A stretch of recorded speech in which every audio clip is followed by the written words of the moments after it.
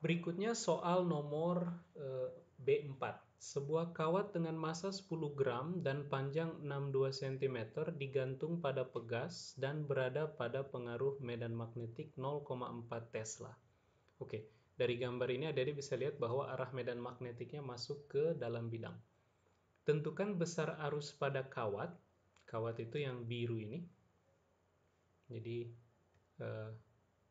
yang ini itu adalah kawat yang dimaksud, agar dapat menghilangkan tegangan pada penyangga pegas. Oke, kita ingin menentukan besar arus di kawat agar tegangan pada penyangga pegas hilang.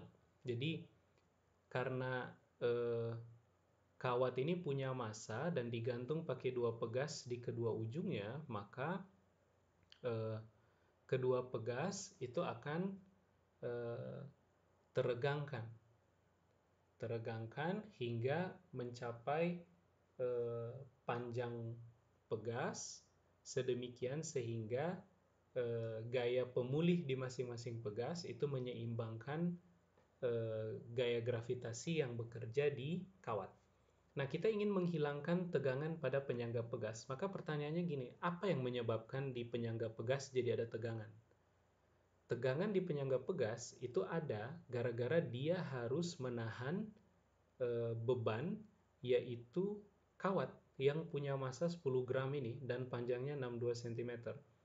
Nah, maka supaya tegangan di penyangga pegas hilang, kita harus bisa menyeimbangkan berat dari benda ini, dari kawat, dengan sebuah gaya.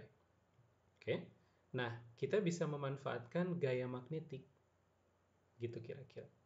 Jadi, untuk menghilangkan tegangan pada penyangga pegas, maka gaya gravitasi yang bekerja pada kawat itu harus diseimbangkan oleh gaya lain.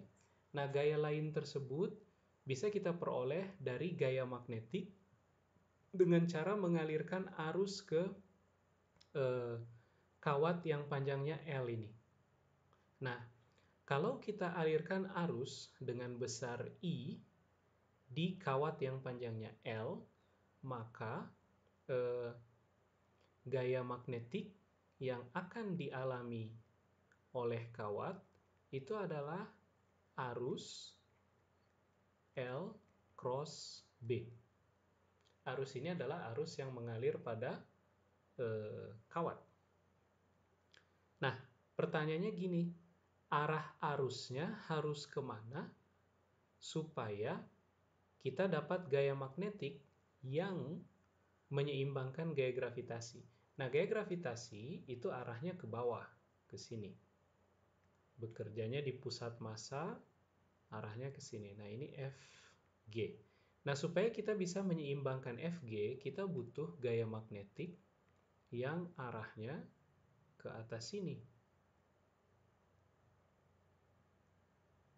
Fm. Nah, supaya kita dapat gaya magnetik yang ke atas, maka adik-adik lihat, B itu arahnya masuk ke dalam bidang. Kita mau menentukan arah arus supaya gaya magnetik ke atas. Ingat adik-adik di formula ini, di IL cross B ini, arah L, arah dari vektor L adalah arah aliran muatan. Oke, adik-adik tahu arus listrik itu adalah transport muatan per satuan waktu. Sehingga arah L ini adalah arah aliran muatan. Nah, ke arah mana muatan harus mengalir supaya L cross B ini menghasilkan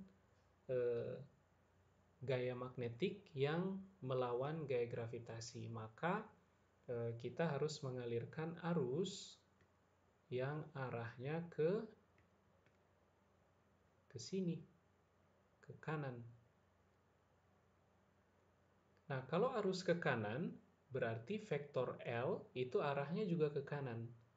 Nah, L cross B itu akan menghasilkan gaya magnetik yang arahnya ke atas. Oke, adik-adik bisa cek pakai aturan tangan kanan. Misal ini ibu jari adik-adik, kemudian ini telunjuk, kemudian jari tengah, ini 2 jari sisanya. Nah, misalkan arah telunjuk adik-adik itu adalah arus dari vektor L, arah mengalirnya arus listrik. Kemudian B itu adalah arah dari medan magnetik, maka ini adalah arah dari gaya magnetik. Nah, maka arah arus itu harus ke kanan supaya batang ini mendapat gaya magnetik ke atas. Oke.